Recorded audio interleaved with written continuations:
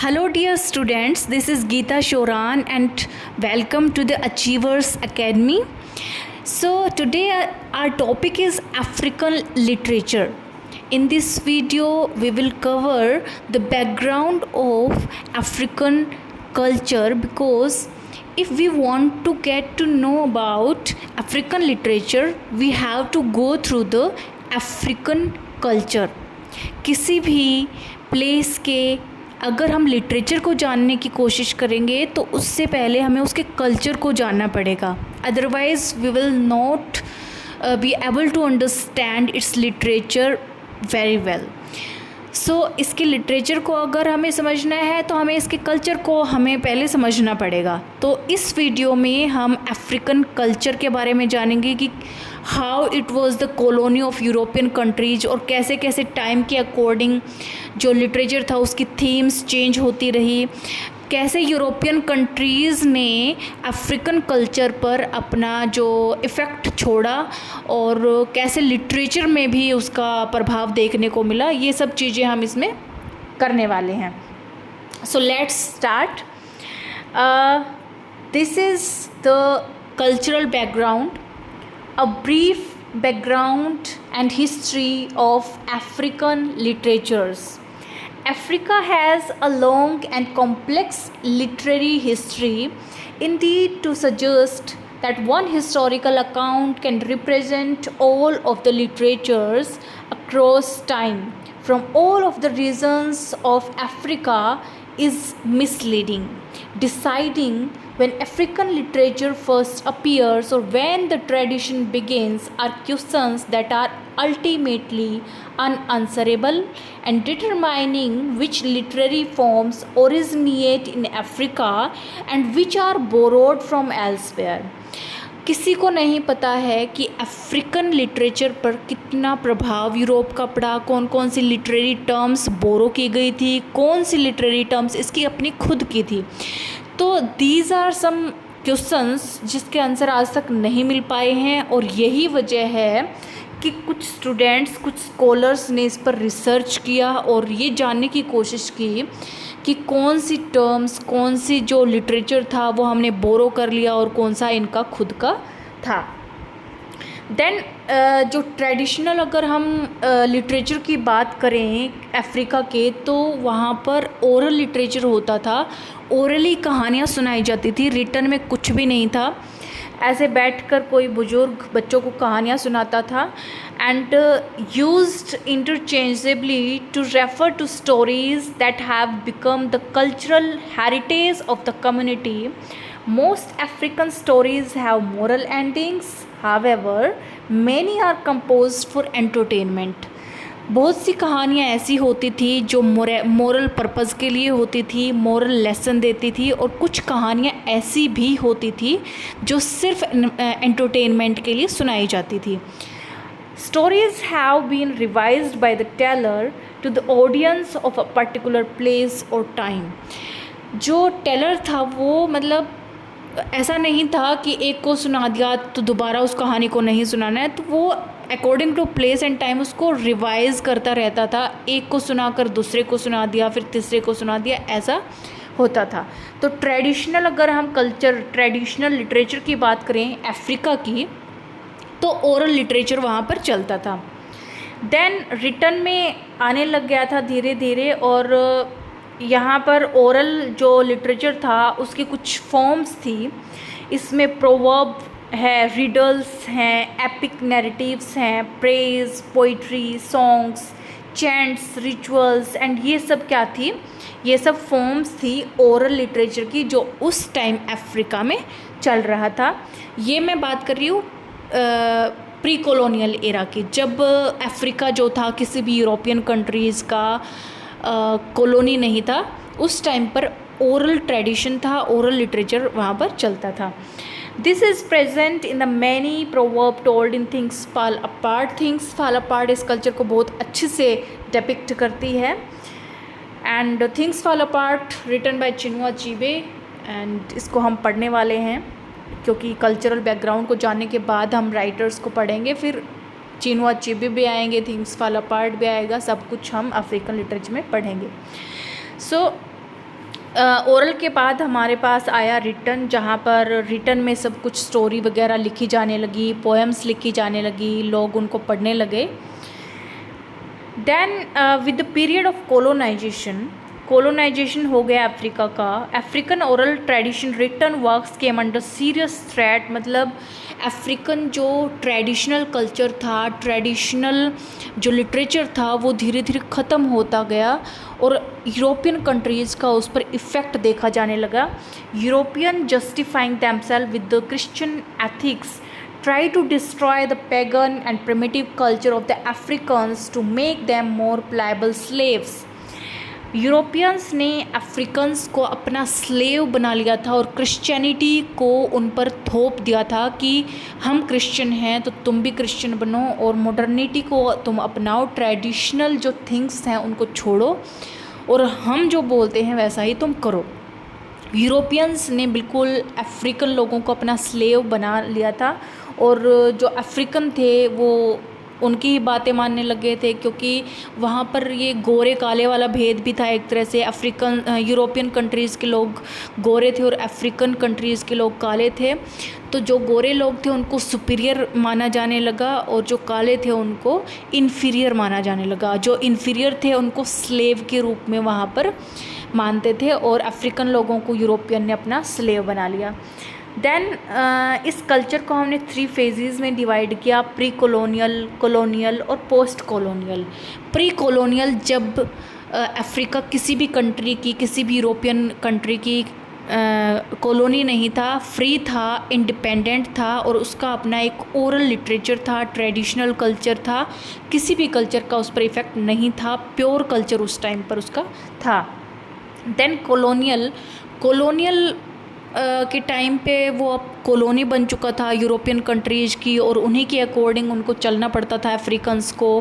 African एक तरह से स्लेव बन गए थे और उन ब्रिटिशर्स को या यूरोपियन कंट्रीज़ को उन्हें फॉलो करना पड़ता था और उन्हीं के अकॉर्डिंग उन्हें चलना पड़ता था। तो उनके कल्चर पर कुछ हद तक इफ़ेक्ट पड़ गया था, क्योंकि उनका अफ्रीकन कल्चर धीरे धीरे ख़त्म होता जा रहा था और यूरोपियन कल्चर को लोग बोरो करते जा रहे थे।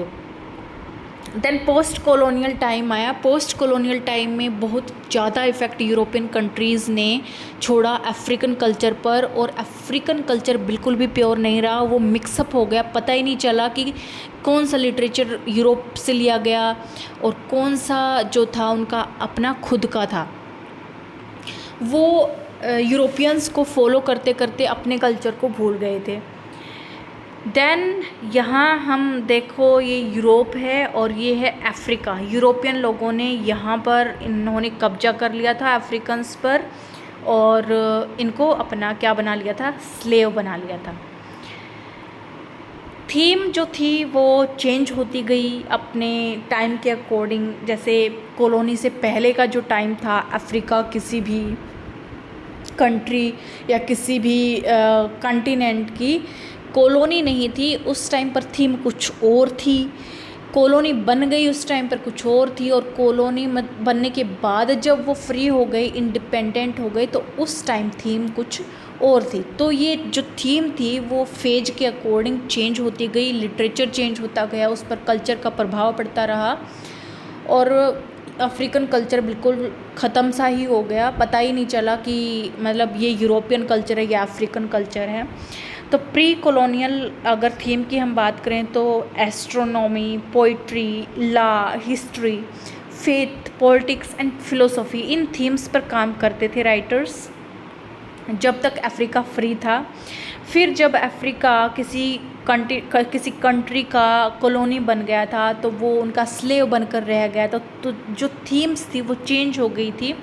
Britain, France, Germany, Portugal, Spain, Italy ने उन पर कब्जा कर लिया था, अफ्रीकन लोगों पर अपना स्लेव बना लिया था और उन्हीं का जो कल्चर था वो वहाँ पर चलने लग गया था और अफ्रीकन कल्चर बिल्कुल ख़त्म होता गया था।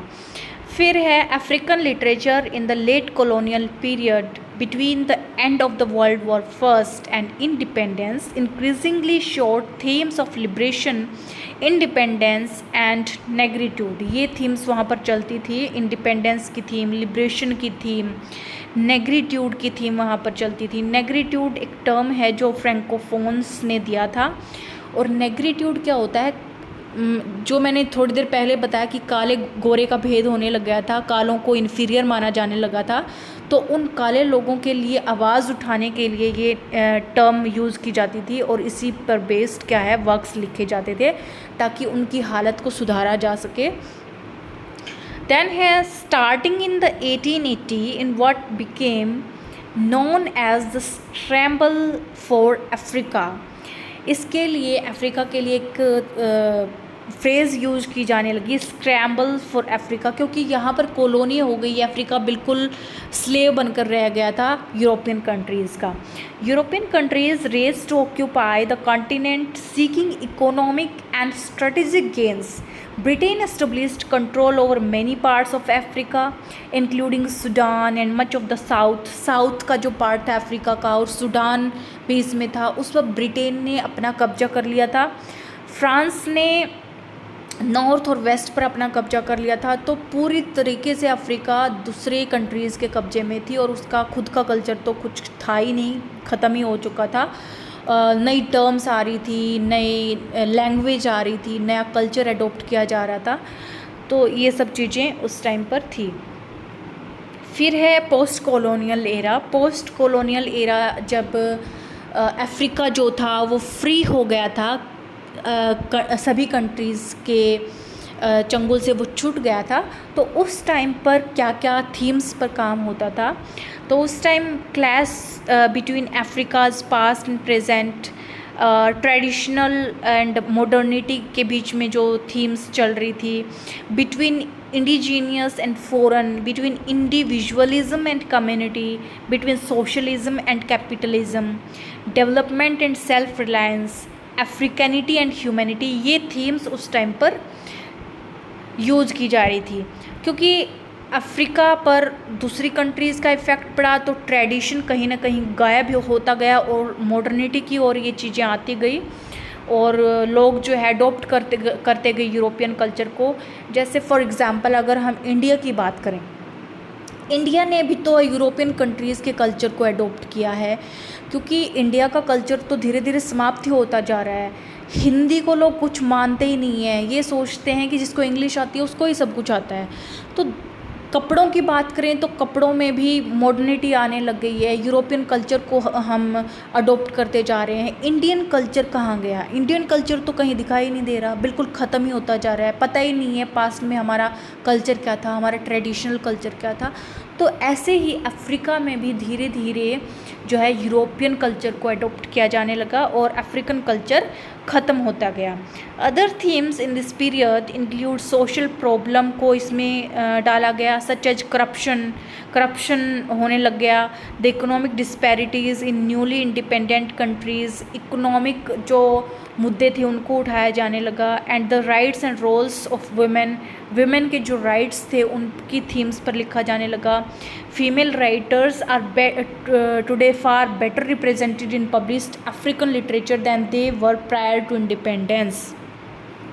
आज के दिन जो फीमेल अफ्रीकन राइटर है उनको ज़्यादा इज्जत दी जाती है अगर हम कंपेयर करें प्री इंडिपेंडेंट टाइम की. मतलब जब वो इंडिपेंडेंट नहीं थे उस टाइम पर उनको बिल्कुल भी इज्जत नहीं दी जाती थी. विमेन की कंडीशन बहुत ज़्यादा बुरी थी और इंडिपेंडेंट होने के बाद की जो कंडीशन है वो फार मोर बेटर है उससे.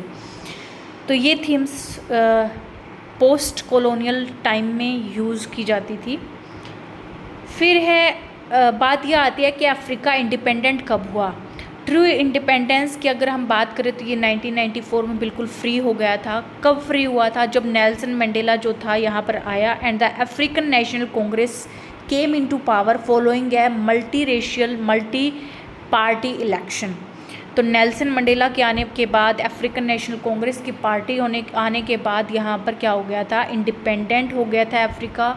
और फ्री होने के बाद बहुत से चेंजेस हुए अफ्रीकन कल्चर में, क्योंकि यूरोपियन कंट्रीज ने अपना कुछ न कुछ प्रभाव उन पर छोड़ा था और उनका कल्चर कुछ हद तक चेंज हो गया था, प्योर कल्चर उनका नहीं रहा था। सो आज के लिए इतना ही। कल्चरल बैकग्राउंड के लिए एक और वीडियो बनेगी ताकि हम इसको अच्छे से समझ पाएँ और आगे जब हम इसके वर्क्स को पढ़ें तो विदाउट एनी एफर्ट हम उसको समझ लें। तो कल्चरल बैकग्राउंड को बहुत अच्छे से समझेंगे हम। 2 वीडियोज़ इसके लिए लगेंगी, एक ये है और दूसरी एक और मैं इस पे बनाऊँगी। So thank you for today.